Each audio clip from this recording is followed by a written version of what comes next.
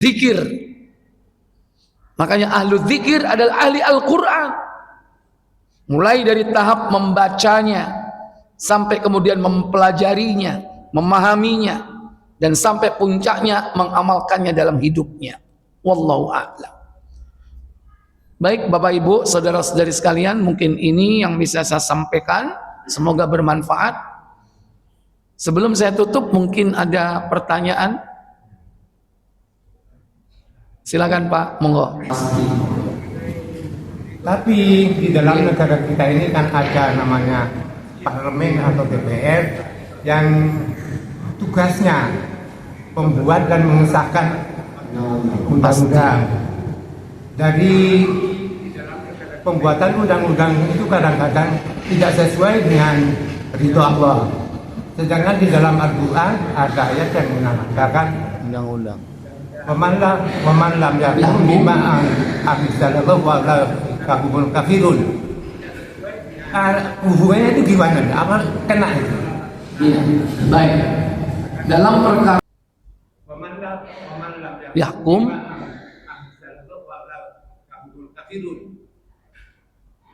hubungannya itu gimana? Apa kena? Iya, baik. Dalam perkara ini dirinci.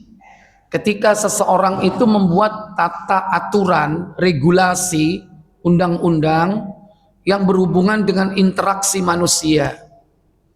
Selama pertama, dia mengimani bahwa hukum terbaik itu hukum Allah. Hukum terbaik adalah hukum Allah. Sekalipun kemudian dia menciptakan aturan yang mungkin tidak relevan dengan hukum Allah dan Rasulnya. Dan dia tahu itu. Dia merasa bersalah, dia merasa berdosa. Dia merasa bahwa saya ini melakukan ini karena saya terpaksa bikin aturan ini. Padahal aturan ini tidak selaras. Saya tidak mengatakan bertentangan ya. Tidak selaras saja itu sudah menyimpang, nggak selaras. Kalau bertentangan itu berarti sing situ ngalor, situ ngidul. Ini enggak, situ ngalor, situ ke timur laut. Ya kan? Tidak 180 derajat, tapi menceleknya itu ya 10 derajat gitu kan. 15 derajat, nah itu. Atau bahkan 90 derajat. Tapi tetap tidak selaras. Maka dia belum dikategorikan kufur besar. Kalaupun dia disebut kufur kecil. Makanya ayat itu tetap berlaku.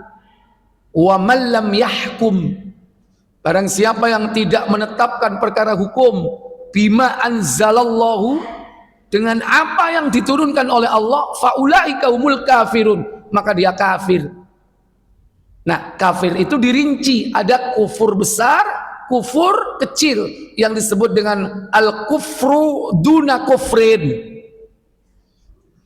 Kalau dia masih yakin bahwasanya hukum terbaik hukum Allah,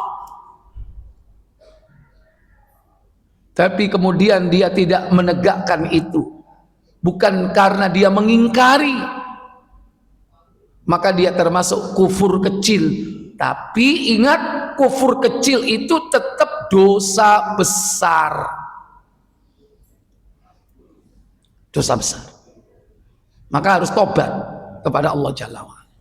Tapi kalau sudah begini, opo iku hukum Quran itu gak cocok blas.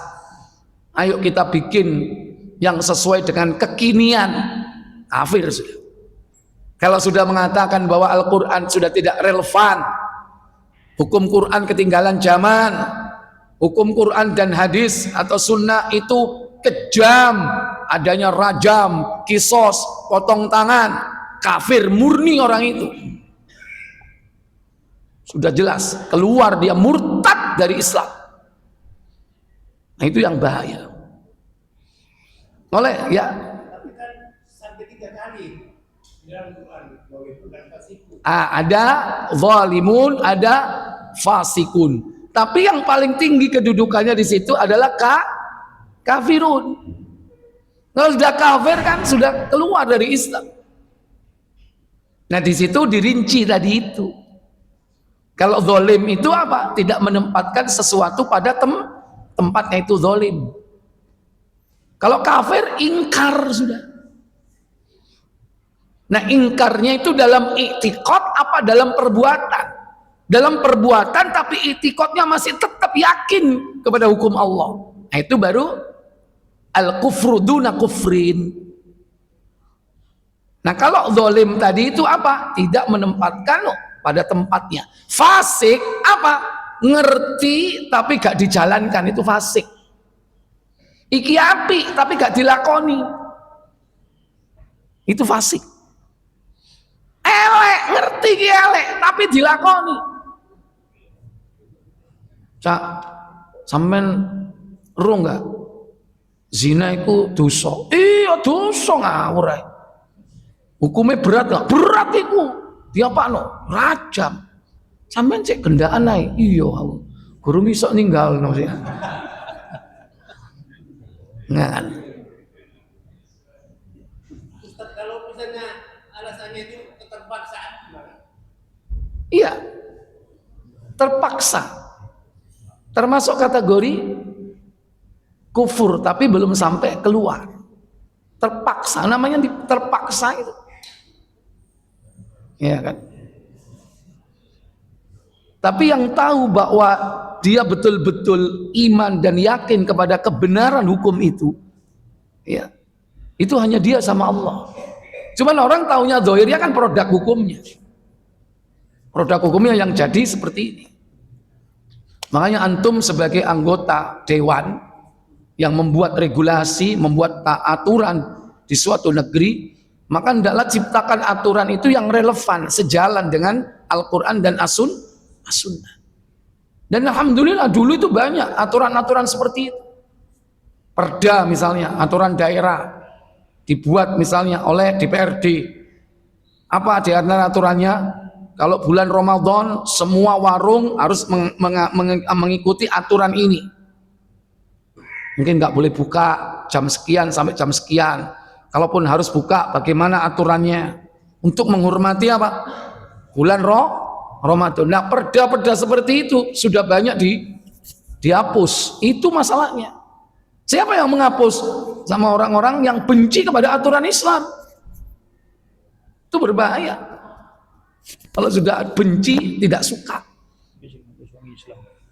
Ini itu sudah terjadi sekian tahun yang lalu.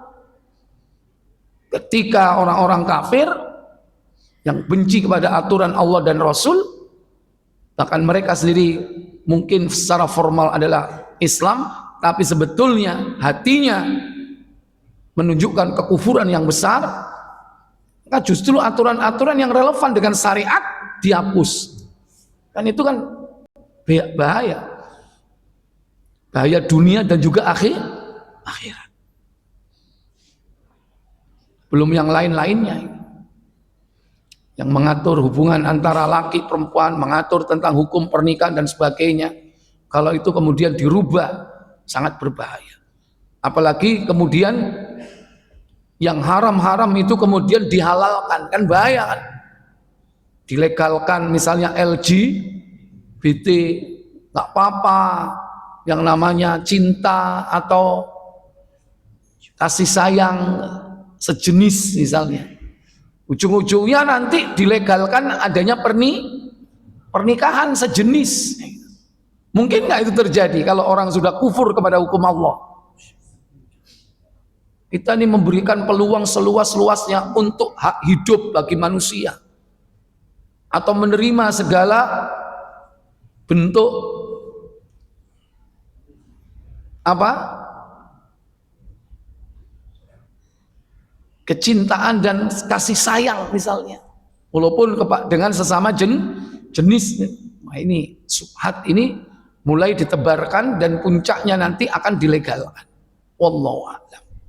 Ya, mungkin ini yang bisa saya sampaikan. Semoga Allah Jalla wa'ala memberikan kita kemudahan bulan Ramadan ini untuk tetap mengisi dengan amal ibadah yang berujung kepada ampunan dari Allah Jalla wa'ala. Semoga Allah mengampuni dosa-dosa kita dan keluar kita dari bulan Ramadan kayaumi waladathu ummu, seperti bayi yang baru keluar dari rahim ibunya. Saya pikir cukup. Subhanakallahumma wa bihamdik asyhadu an la ilaha illa anta astaghfiruka wa atubu ilaik. Wassalamualaikum warahmatullahi wabarakatuh.